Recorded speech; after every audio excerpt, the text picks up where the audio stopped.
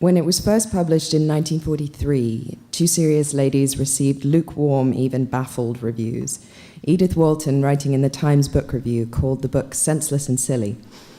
To attempt to unravel the plot of Two Serious Ladies would be to risk, I am sure, one's own sanity.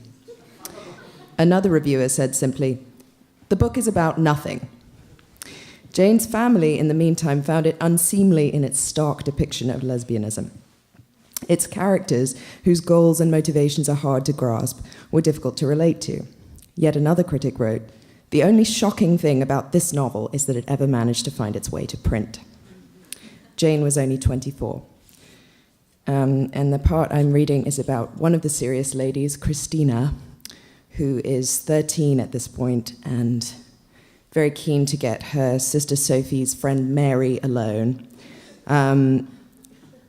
No one likes Christina, and unfortunately she doesn't like spending time by herself, so. When Mary arrived in the tower, Christina asked her if she would not like to play a very special game with her. It's called I Forgive You for All Your Sins, said Christina. You'll have to take your dress off. Is it fun? Mary asked.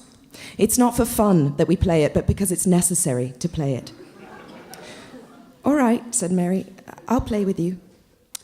She took her dress off, and Christina pulled an old burlap sack over Mary's head.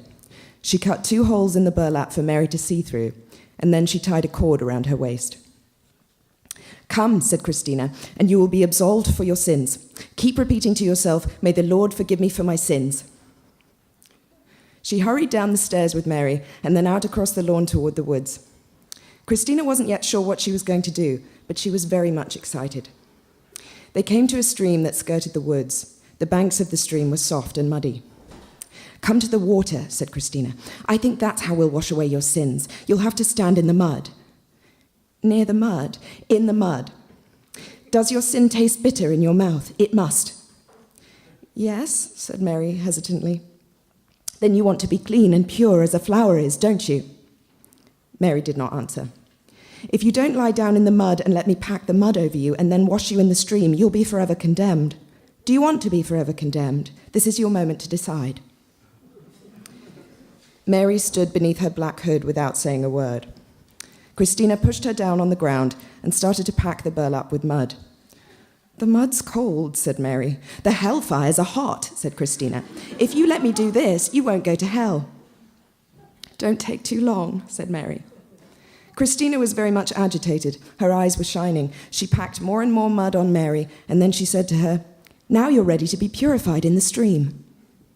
Oh, please, no, not the water. I hate to go into the water. I'm afraid of the water.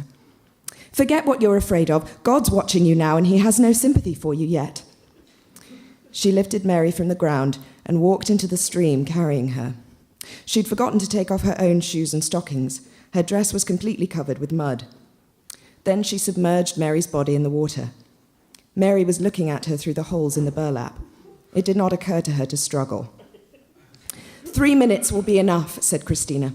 I'm going to say a little prayer for you. Oh, don't do that, Mary pleaded. Of course, said Christina, lifting her eyes to the sky. Dear God, she said, make this girl Mary pure as Jesus your son. Wash her sins away as the water is now washing the mud away. This black burlap proves to you that she thinks she is a sinner. Oh, stop, whispered Mary. He can hear you even if you just say it to yourself. You're shouting so. The 3 minutes are over, I believe, said Christina. Come, darling, now you can stand up. Let's run to the house, said Mary. I'm freezing to death. They ran to the house and up the back stairway that led to the tower. It was hot in the tower room because all the windows had been shut. Christina suddenly felt very ill. Go, she said to Mary, go into the bath and clean yourself off. I'm going to draw. She was deeply troubled.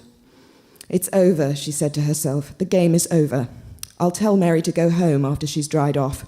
I'll give her some coloured pencils to take home with her. Mary returned from the bath wrapped in a towel. She was still shivering. Her hair was wet and straight. Her face looked smaller than it did ordinarily. Christina looked away from her. The game is over, she said. It took only a few minutes. You should be dried off. I'm going out. She walked out of the room, leaving Mary behind, pulling the towel closer around her shoulders.